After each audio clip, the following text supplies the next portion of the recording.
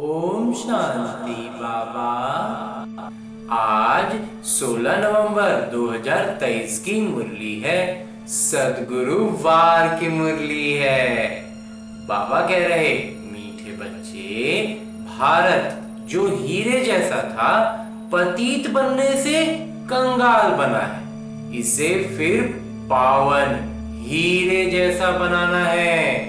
मीठे दैवी झाड़ का सैंपलिंग लगाना है। मीठे दैवी वृक्ष का कलम लगाना है। अंजी बाबा। आगे मेरे बाबा प्रश्न पूछ रहे हैं कि बाबा का कर्तव्य कौन सा है जिसमें बच्चों को मददगार बनना है। उत्तर बतलाते हैं मेरे बाबा कि सारे विश्व पर एक डीटी गवर्नमेंट स्थापन करना, एक साथ सर्वोच्च सत्ता का हम सहयोगी बनना है, अनेक धर्मों का विनाश और एक सत्य धर्म की स्थापना करना, यही बाबा का कर्तव्य है।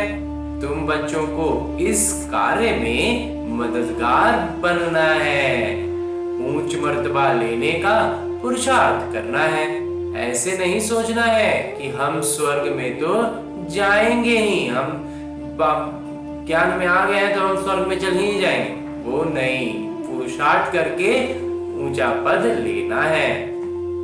गीत है, तुम ही हो माता पिता, तुम ही हो बंधु सखा, तुम ही हो। ओम शांति। आगे आज की मुरली से लिए गए वो प्रमुख बिंदु जो हमें अपने ब्राह्मण जीवन में धारण करने हैं और अपने जीवन का उत्थान करना है। उसमें सबसे पहले बिंदु है कि संगम युग के पुरुषार्थ की प्रारब्ध 21 जन्म चलती है। ये बात स्मृति में रख श्रेष्ठ कर्म करने हैं, ज्ञान दान से अपनी प्रारब्ध बनानी है।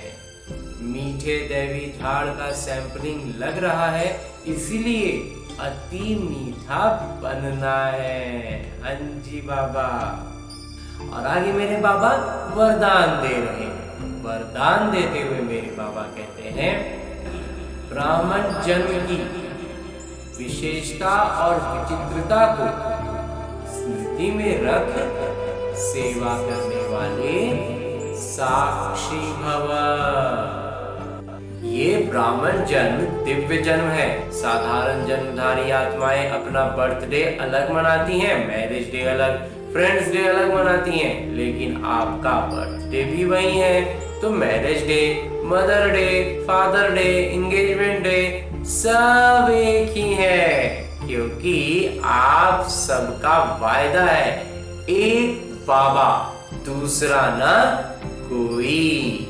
तो इस जन्म की विशेषता और विचित्रता की स्मृति में रख सेवा का किरदार निभाओ।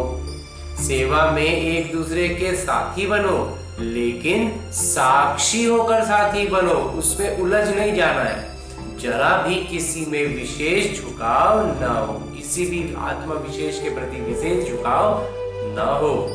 और अंत में स्लोगन मुरली का उपदेश है कि बेपरवाह बादशाह वो है जिसके जीवन में निर्माणता और अथॉरिटी का बैलेंस हो। बेपरवाह बादशाह वही बनेगा जो जीवन में निर्माणता हो जिसके, और अपने स्वराज्य की सत्ता में पूरा पूरा संतुलन हो। हाँ जी बाबा। और आगे मातेश्वरी जी के मधुर महावाक्य, मम्मा की मीठी बातें। आत्मा, जिसमें मम्मा बता रही हैं, आत्मा परमात्मा में अंतर भेद। विशेष तौर पर आज मम्मा इस बारे में बता रही हैं कि आत्मा और परमात्मा अलग रहे बहुकाल, सुंदर मेला कर दिया जब सदगुरु मिला दलाल। जब अपन ये शब्द कहते हैं तो उसका यथार्थ अर्थ है कि आत्मा परमात्मा से बहुत काल से बिछुड़ गई है। बहुत काल का अर्थ है बहुत समय से आत्मा परमात्मा से बिछड़ गई है।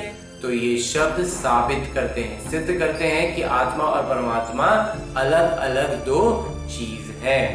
दोनों में आंतरिक भेद है, परंतु दुनियावी मनुष्यों को पहचान न होने के कारण वो इस शब्द का अर्थ ऐसा ही निकालते हैं कि मैं आत्मा ही परमात्मा हूँ, परंतु आत्मा के ऊपर माया का आवरण चढ़ा हुआ होने के कारण अपने असली स्वरूप को भूल गए हैं। जब वो माया का आवरण उतर जाएगा फिर आत्मा वही परमात्मा है।